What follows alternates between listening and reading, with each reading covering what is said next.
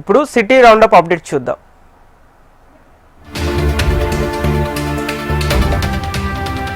ఆచరణ సాధ్యం కాని హామీలు ఇచ్చి అధికారంలోకి వచ్చిన కాంగ్రెస్ ప్రజలను మోసం చేస్తుందని ఎమ్మెల్యే తలసాని శ్రీనివాస్ యాదవ్ ఆరోపించారు. సికింద్రాబాద్ లోని తహసీల్దార్ కార్యాలయంలో సికింద్రాబాద్, అమీర్పేట, ఖైరతాబాద్, ముషీరాబాద్ మండలాల పరిధిలోని 47 మంది లబ్ధిదారులకు కళ్యాణ లక్ష్మి, షాదీ ముబారక్ కింద మంజూరైన ఆర్థిక సహాయం చెక్కులను పంపిణీ చేశారు. ఎన్నికల ముందు కాంగ్రెస్ పార్టీ కళ్యాణ లక్ష్మి, షాదీ ముబారక్ లబ్ధిదారులకు అదనంగా తులం బంగారం ఇస్తామని హామీ ఇచ్చిందని, అధికారంలోకి వచ్చి 22 నెలలు అవుతున్నా నేటి వరకు అమలుకు నోచుకోలేదన్నారు. కుతుబుల్లాపూర్ సూరారం పిఎస్ పరిధిలో బైక్ దొంగను పోలీసులు అరెస్ట్ చేశారు. అనుమానాస్పదంగా బైక్ పై వెళ్తున్న మహ్మద్ సాదక్ అలీని అదుపులోకి తీసుకుని విచారించారు పోలీసులు. విచారణలో ఈజీ మనీ కోసం బైక్స్ దొంగతనాలు చేస్తున్నారని తెలిపాడు నిందితుడు. ఇక మల్లారెడ్డి ఆసుపత్రి ఎదురుగా పార్క్ చేస్తున్న బైక్స్ ను చాలా సార్లు ఎత్తికెళ్లారని తెలిపాడు.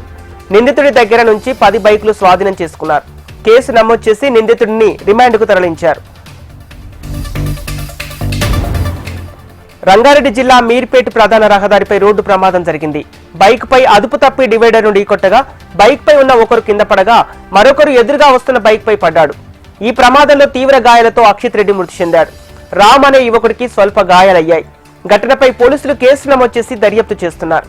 పోస్టుమార్టం నిమిత్తం మృతదేహాన్ని తరలించారు. రంగారెడ్డి జిల్లా ఇబ్రహీంపట్నంలో దారుణ ఘటన చోటు చేసుకుంది. ఇబ్రహీంపట్నం బస్టాండ్ ప్రాంగణం వెనుక 70 ఏళ్ల వృద్ధ యాచకురాలిపై గుర్తు తెలియని వ్యక్తి అత్యాచారానికి పాల్పడిన ఘటన చోటు చేసుకుంది. బాధితురాలి ఫిర్యాదుతో ఘటనపై పోలీసులు కేసు నమోదు చేసి దర్యాప్తు చేస్తున్నారు. Telangana arthroscopy society, twin cities orthopaedic society, Telangana orthopaedic surgeons association, Apollo ఆసుపత్రి సంయుక్త ఆధ్వర్యంలోని జూబ్లీహిల్స్ లో Apollo institute medical sciences and research లో 9వ ఆర్థోపాస్లీ ఆర్థోస్కోపీ సమ్మిట్ నిర్వహించారు. ఈ సదస్సుకు ఆర్గనైజింగ్ చైర్మన్ గా doctor Somashekar Reddy, course director గా డాక్టర్ మిథున్ ఆచి వ్యవహరించారు. మోకాలు, హిప్ రీప్లేస్మెంట్ వంటి శస్త్రచికిత్సల అవసరం లేకుండానే జాయింట్స్ సమస్యలకు పరిష్కారం చూపే వినూత్న విధానాలపై దృష్టి సారించామని అపోలో ఆసుపత్రి senior ortho joint replacement surgeon doctor Somashekar Reddy తెలిపారు. శ్రీనగర్ కాలనీలోని సత్యసాయి నిగమాగంలో ఇండియన్ స్కిల్ గ్యాలరీ పేరిట స్కిల్ ఎగ్జిబిషన్ ప్రారంభించారు.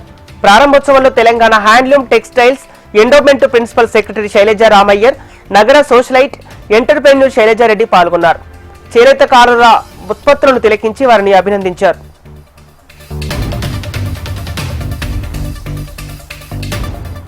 కుకట్పల్లి పిఎస్ పరిధిలో నవవధువు ఆత్మహత్య చేసుకుంది. యాదవ బస్తీలో సువపు రమ్య అనే నవవధువు ఇంట్లో ఉరివేసుకుని సూసైడ్ చేసుకుంది. స్థానికుల సమాచారంతో పోలీసులు కేసు నమోదు చేసి దర్యాప్తు చేస్తున్నారు. పోస్టుమార్టం నిమిత్తం మృతదేహాన్ని ఆసుపత్రికి తరలించారు. ఇంటి పనుల విషయంలో తల్లి మందలించడంతో ఆత్మహత్యకు పాల్పడిందని భావిస్తున్నారు.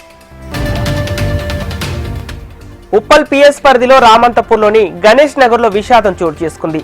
విధుల్లో భాగంగా గణేష్ నగర్ లో విద్యుత్ పనులు చేసే క్రమంలో ప్రైవేట్ లైన్మెన్ సావియా నాయక్ విద్యుత్ షాక్ గురయ్యాడు. స్థానికులు సావియా నాయక్ ను ఆసుపత్రి తరలించగా అప్పటికే మృతి చెందినట్లు వైద్యులు ధృవీకరించారు. కాంట్రాక్టర్ పై కేసు నమోదు చేసి తమకు న్యాయం కావాలంటూ మృతుడి కుటుంబ సభ్యులు ఆందోళనకు దిగారు. శ్రీదేవి డ్రామా కంపెనీ కార్యక్రమం కళాకారులపై చర్యలు తీసుకోవాలంటూ శ్రీ ఆదిభట్ల శ్రీ కళాపీఠం వ్యవస్థాపకురాలు కరాటే కళ్యాణి పంజాగుట్ట పిఎస్ లో ఫిర్యాదు చేశారు. హిందూ గ్రంథాలైన రామాయణం, మహాభారతాన్ని అపహాస్యం చేస్తూ శ్రీదేవి డ్రామా కంపెనీ కార్యక్రమంలో కళాకారులు చేసిన స్క్రిప్ట్ హిందూ సమాజాన్ని, మహా గ్రంథాలను అవమానించేలా ఉన్నాయని ఆరోపించారు.